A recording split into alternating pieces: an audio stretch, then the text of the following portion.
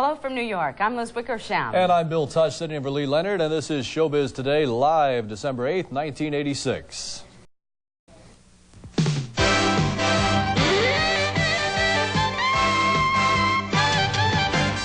Our focus, pitching a good cause, TV commercials with a social conscience. Lucille Ball is honored for her contribution to the arts.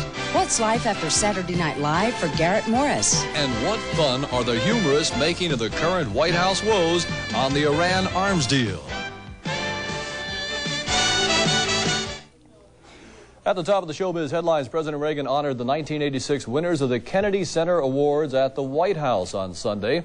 The honorees are violinist Yehudi Menowin, choreographer Anthony Tudor, the acting team of Hume Cronin and Jessica Tandy, musician Ray Charles, and actress Lucille Ball. The awards have been given since 1978 to people who have distinguished themselves in the performing arts. While speaking of the awards winners' achievements, President Reagan commented on the dedication of the fans of I Love Lucy, the show in which Lucille Ball started. That on the occasion of little Ricky's birth, more people turned on I Love Lucy than watched the inauguration of Dwight Eisenhower. Last night, the American Foundation for AIDS Research held a benefit hosted by Leonard Bernstein at the New York Shakespeare Festival Public Theater. The foundation succeeded in raising over $150,000 for AIDS research. Liz Taylor, the national chairperson, was on hand, as well as a host of other stars, including Kevin Kline, Bernadette Peters, Isaac Stern, and Marvin Hamlish. The stars believe we are in a time of crisis, and they continue to appeal to the public in support of AIDS research.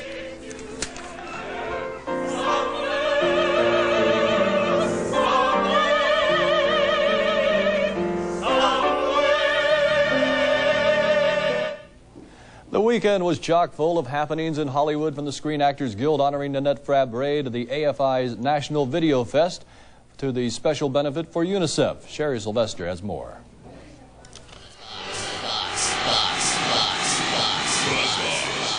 Video artistry from 18 countries was presented at the 6th Annual National Video Festival.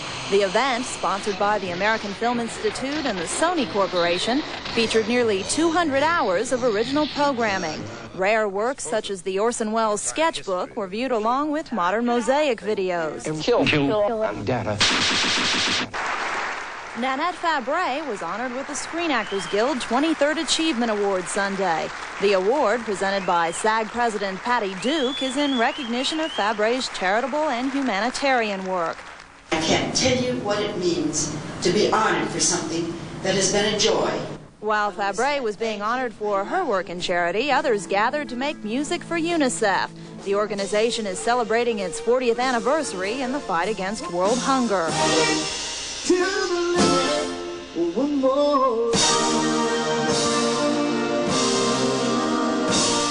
And it was stars versus fans at the Super Mario-a-Thon in Beverly Hills. The battle for the biggest score in video gaming was staged to benefit the Scott Newman Foundation's fight against drug abuse. Sherry Sylvester, CNN, Hollywood. Still to come on Showbiz Today, our focus, TV ads with a social conscience. Tomorrow, a look at Oprah Winfrey and Matt Dillon's new movie, Native Son. All that and much more on Showbiz Today.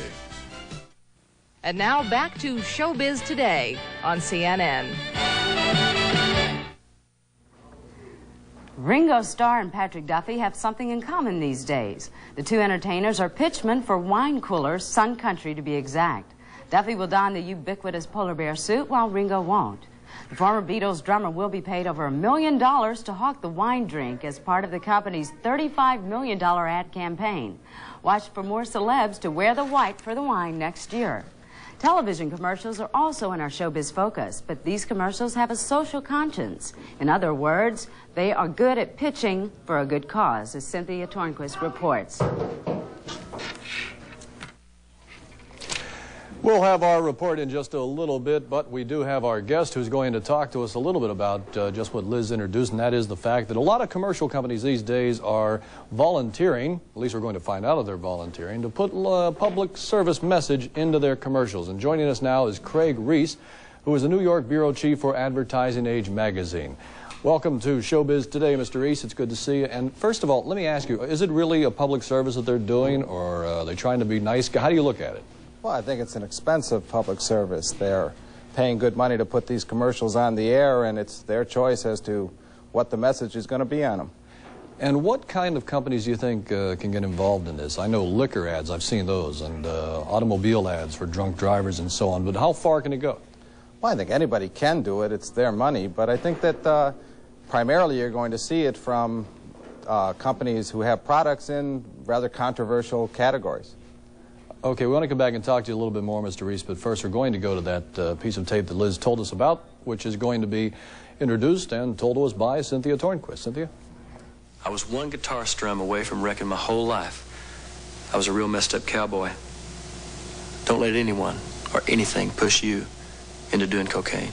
Singer Larry Gatlin may be telling us to say no to drugs, but his message is actually a commercial for members-only clothing. Ed Wachtel says the commercial is one of several by the company.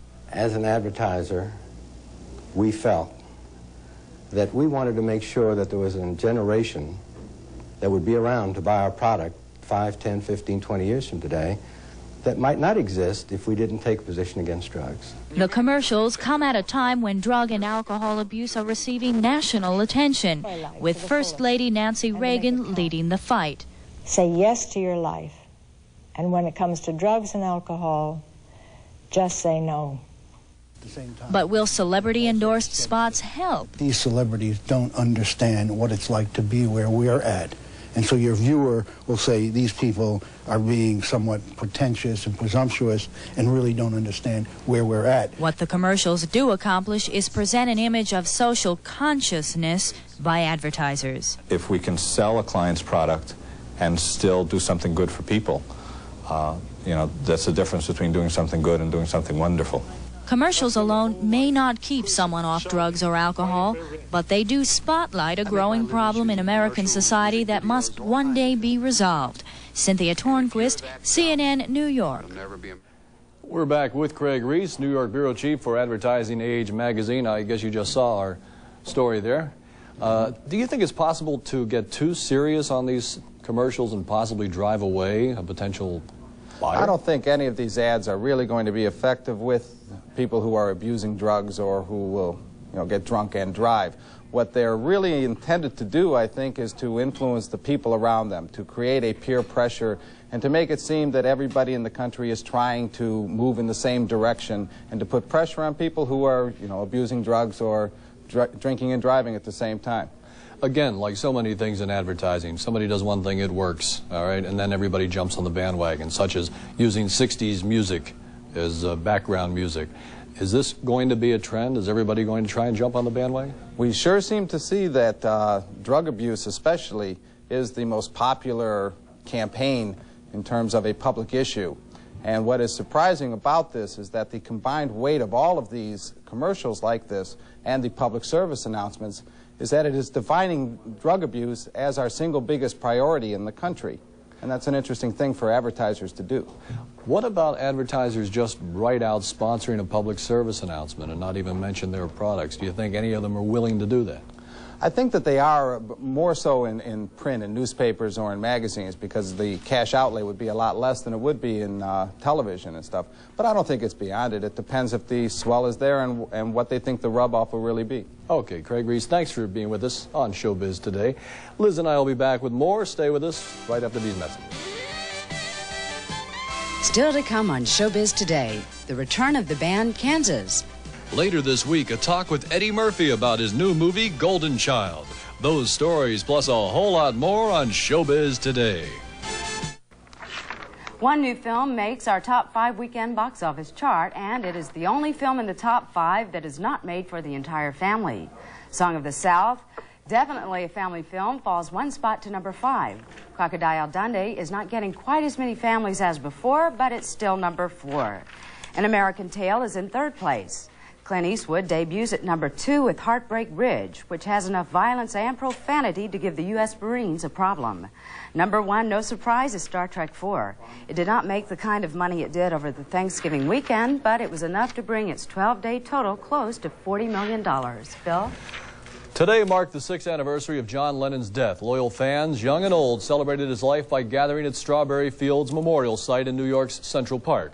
The 2.5-acre area across the street from the Dakota where Lennon was slain on this day in 1980 was made possible by an endowment fund created by Yoko Ono in honor of her late husband.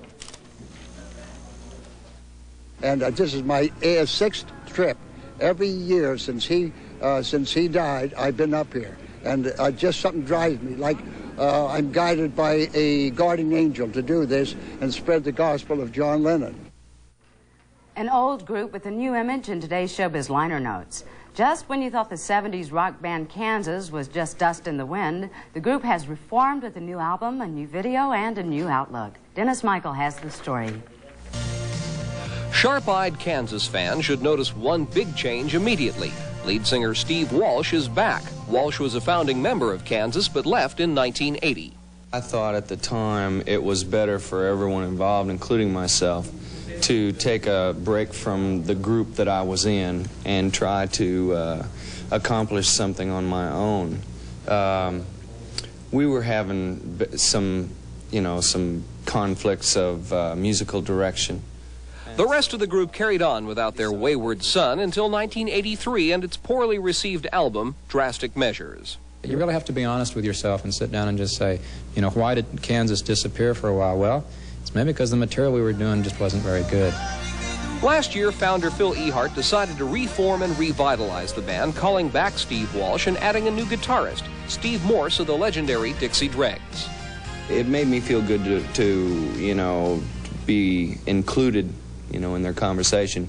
But when they said Steve was going to be in the band, and, that just kind of convinced me.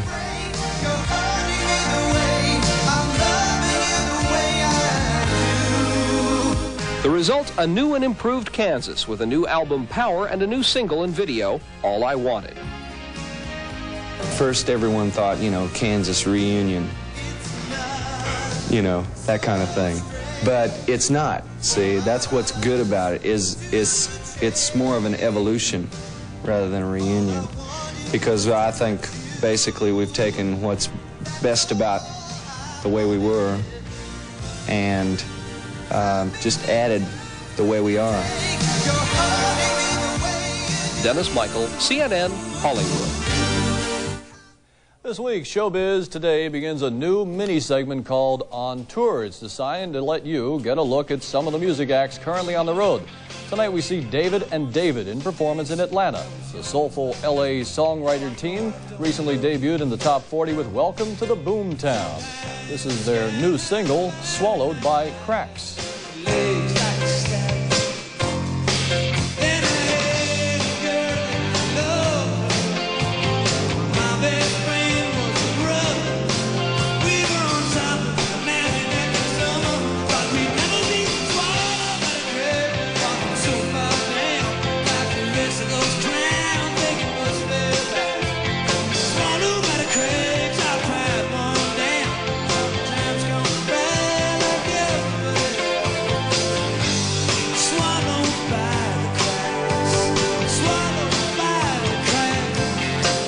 And now back to Showbiz Today on CNN.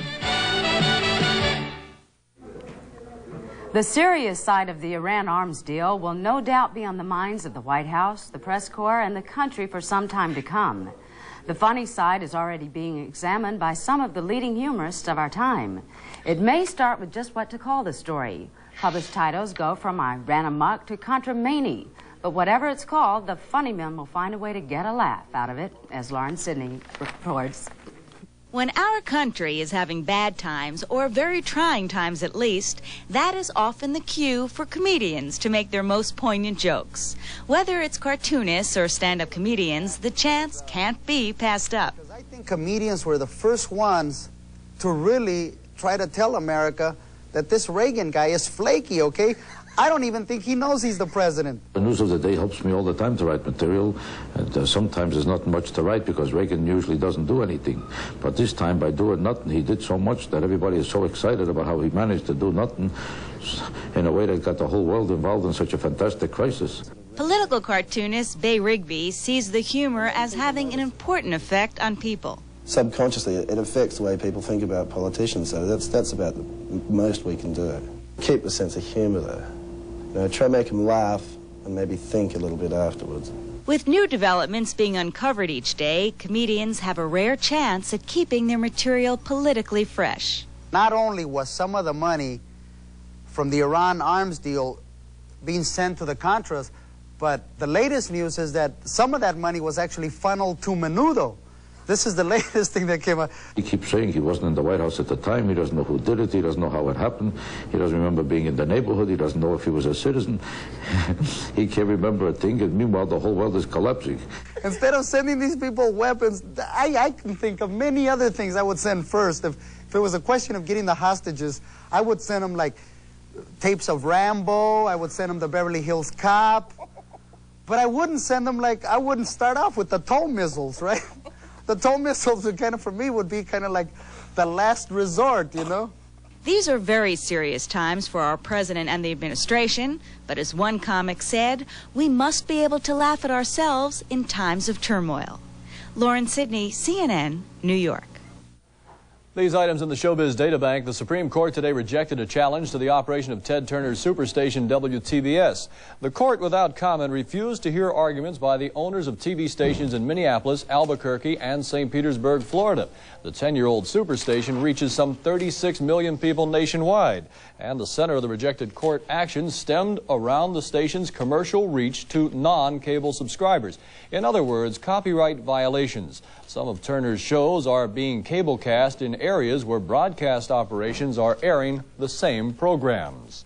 Closing arguments today began in Las Vegas in a courtroom there in the defamation trial of Wayne Newton versus NBC.